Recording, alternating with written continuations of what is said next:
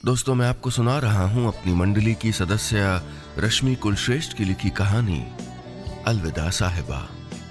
इस कहानी में अब तक आपने सुना, अर्जुन को उसकी पत्नी साहिबा छोड़कर चली गई है। उसको लगता है कि साहिबा अब उससे नहीं, किसी और से, किसी अमन से प्यार करती है। इसलिए वो फैसला करता है कि वो अपनी पत्नी और ये देश दोनों को छोड़कर बाहर चला जाएगा। अब आगे। मन की पीठ पर हम अक्सर वो नाम लिखते हैं जो हमें सबसे प्यारे होते हैं। मैंने साहिबा का नाम लिखा था। मैंने बुक रैक से किताब निकाली और बेंत की कुर्सी पर बैठ गया, साहिबा की कुर्सी पर। बुकमार्क वाली जगह से पढ़ने की कोशिश की तो अक्षर धुंधलाने लगे। कुर्सी से सर टिकाकर मैंने किताब से चेहरा ढक लिया। काले अक्षरों की बूंदें याद बनकर टपकने लगीं और मुझे 7 साल पुराने मेरे शहर आगरा ले गईं, जहां मैं था, मेरा दोस्त अमन था और साहिबा थी। वो अगस्त की बारिश थी। पहली दफा दिखी थी वो मुझको, नाजुक बूंद सी। एक्सक्यूज मी, ये आर्ट्स फैकल्टी किधर पड़ेगी? बालों से पानी झटकती वो मुझसे पूछ रही थी और मैं उसकी पलकों पर अटका मोती देख रहा था। कॉरिडोर में खंबे से टिका और उसमें लुढ़कता हुआ। नहीं मालूम तो बोलिए ना कि नहीं पता। उसकी तीखी आवाज ने मुझे झंझोड़ा। उसके सीने से लगी किताबों पर नाम पढ़ते हुए मैंने कहा, फर्स्ट राइट, फिर लेफ्ट, आगे जाके सीढ़ियाँ हैं 20-25, वहीं है आर्ट्स फैकल्टी, मिस साहिबा।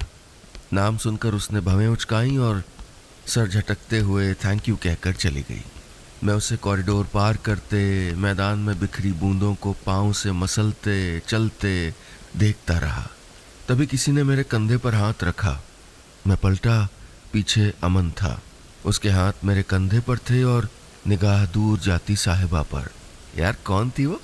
शी इज ब्यूटिफुल, कहते हुए उसने गहरी सांस भरी। मुझे उसका ये कहना जरा भी अच्छा नहीं लगा। जानता था मैं उसकी फितरत।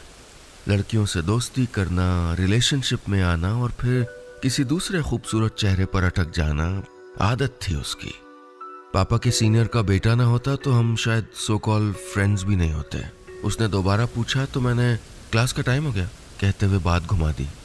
पता नहीं क्यों मैं चाहता था कि उसका ध्यान साहिबा से हटा दूं, साहिबा को बचा लूं। इसीलिए लाख मन होने के बावजूद कभी उससे बात करने की कोशिश नहीं की।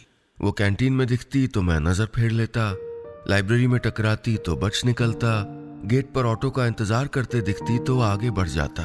डरता था कि कहीं मैं ही अमन के लिए उस तक पहुंचने का रास्ता न बन जाऊं। मैं डरता रहा और नियति अमन के लिए राह बनाती रही। उस रोज मैं पार्किंग में अमन का इंतजार कर रहा था। पापा ने उसकी फैमिली को चाय पर बुलाया था, इसलिए हमको मेरे घर जाना था।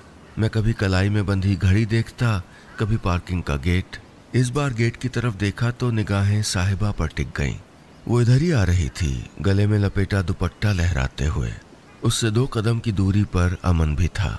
थोड़ी देर बाद अमन ने कुछ कहा और वो खिलखिलाकर ऐसे हंसी जैसे अच्छे से जानती हो अमन को।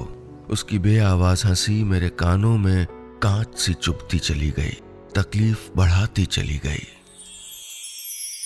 दोस्तों, आगे की कहानी सुनने के लिए ऊपर जो छोटी सी विंडो देख रहे हैं उसको क्लिक करिए और सीधे अगले सेगमेंट में पहुंच जाइए।